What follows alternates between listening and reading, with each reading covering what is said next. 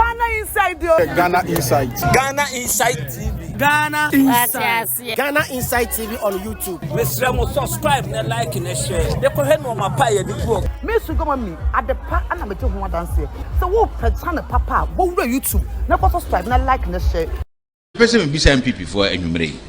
So I'm say 2024. Honorable Kennedy Agyapong ne nsem okekan. Ena me lusu ye. Nyesa. Akwatia so oho ye lusu ye no. Honorable Kennedy Agyapong nsem okekan. We be NPP for. Okay.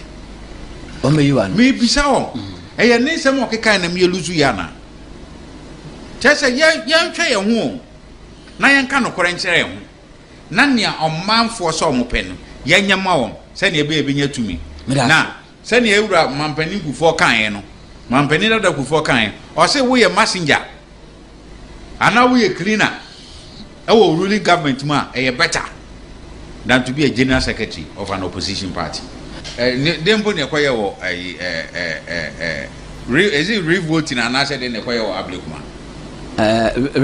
Rerun. Now we were leading on.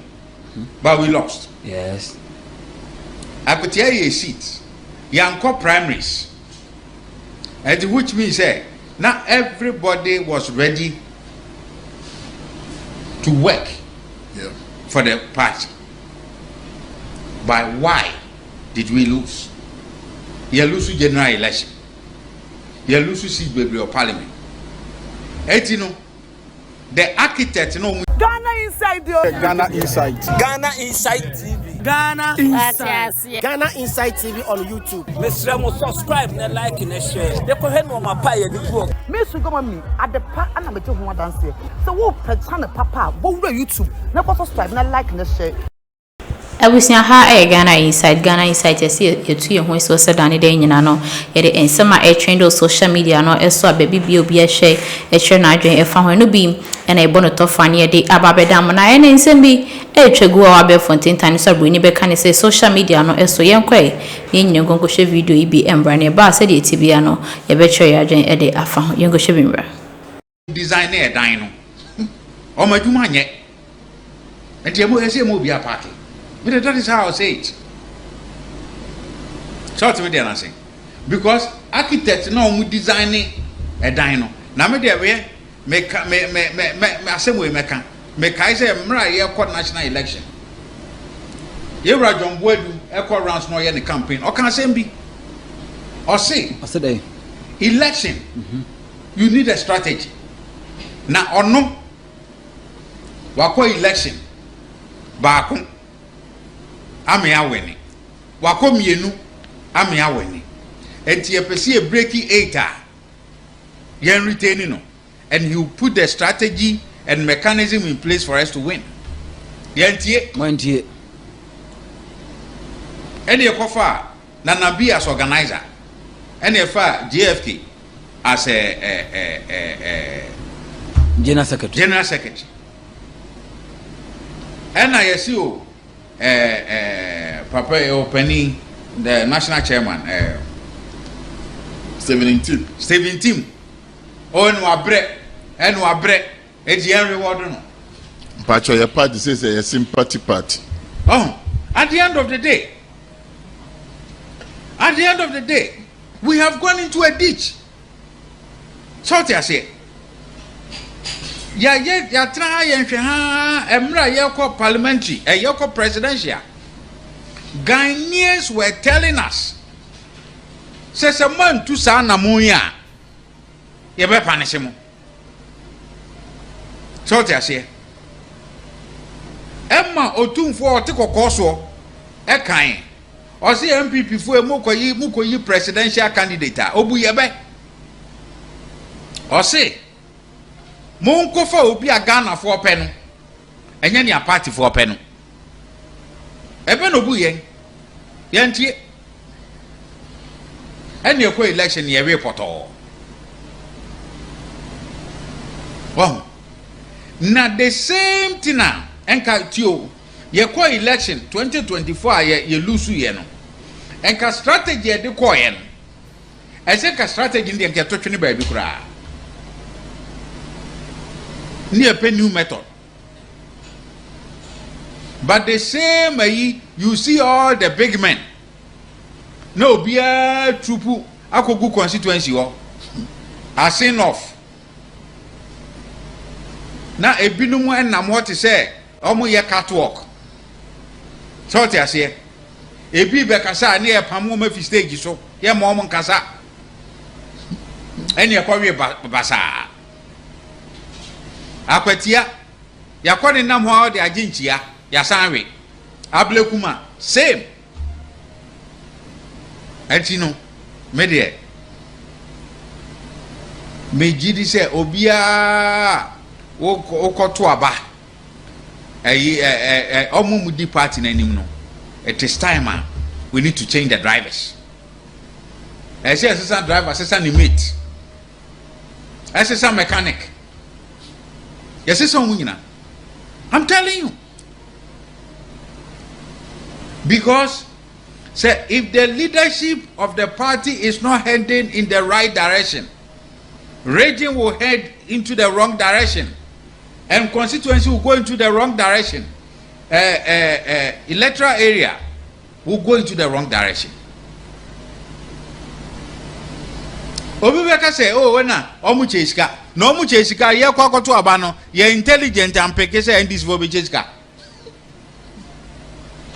Yam peke. That's how much is getting no more election. Oh, say I don't someone excuse the Abeka. And then to me say, ska, ye intelligence and peke say omo and this for bicheska. Etina this can thank you to my la sumila. Then so they are kwa chiska ni bi. Anambwa. We have no excuse for not winning the election. Because people are not motivated on the ground to go and vote. That is the point. Voter turnout. What can in Aboma is about 39. 39. No. It's about 16 and 13 roughly. 40. It's about 30,000. Registered voters are near about 52,000. 52,000. And the NPP 22,000 didn't vote. And the voter turnout was about less than 60%. Why? It's the choices of some people. Why? Why? So the party is failing. That is the truth. That is the truth. There is something we are not doing right. And you know, we should open ourselves to critique so that we can move forward.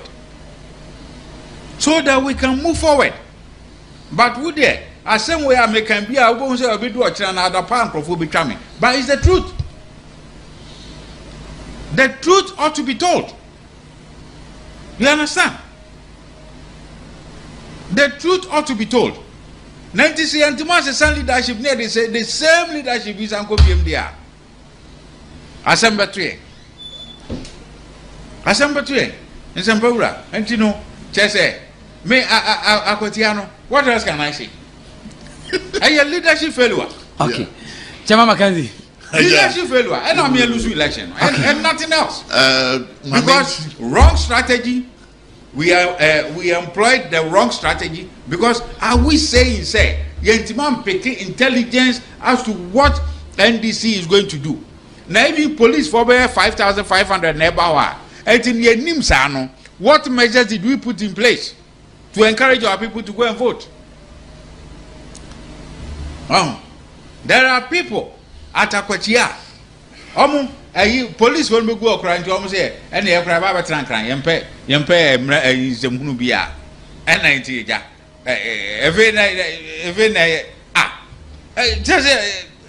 I can't think far. Honestly, I can't think far. Because what is the history of elections in this country? Constituency be a party incumbent, you know. So many people will need by election. Even sympathy vote counts.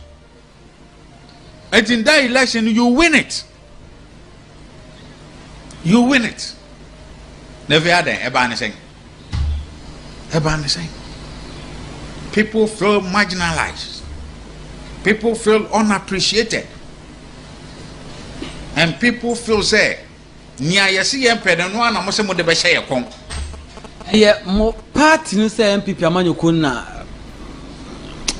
corner na wo mu no ye free mu ana say there be say nia tio oh party no a representation of the country so what you say enti me meti ha na nia menenity area no o say hey mo yakasa na akire mu mo se mo mpena se nia mo ye na mo be ya ene ebe mo matena opposition so what you say enti no enka party there for you to be popular and be attractive no you listen to what the people of the country says, the owners of the country, what they say, and you try to fashion your policies and your strategies to reflect what the people say.